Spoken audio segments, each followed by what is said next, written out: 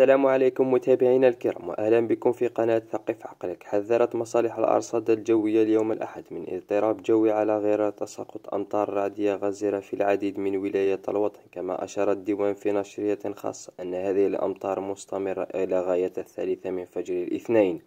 وذكرت المصلحة ذاتها أن الولايات المعنية بالأمطار هي كل من الطرف، عنابة، شكيك، دجيج، سوغاراس، قالمة، قسنطينة، ميلا، سطيف، تبسة، أم البواقي، باتنا، المسيلة، الجلفة، تيارت، البيض، النعامة، الأغواط، خنشلة، توقور، الوادي، المغير، بجاية، برج بوعريش، تيزي وزو، إضافة إلى بومرداس العاصمة وطيبازا. وفي حين أفادت الأرصاد الجوية في تنبيه لها من هبوب رياح قوية وزوابع رملية في العديد من الولايات الجنوبية على غرار الوادي، بشكرة، أولاد جلال، المغير، الجلفة، الأغواط، توقور، تورقلا، إضافة إلى المنيعة، إضافة إلى بني عباس، بشار، تندوف، أضرار، عين صالح، وإليزي.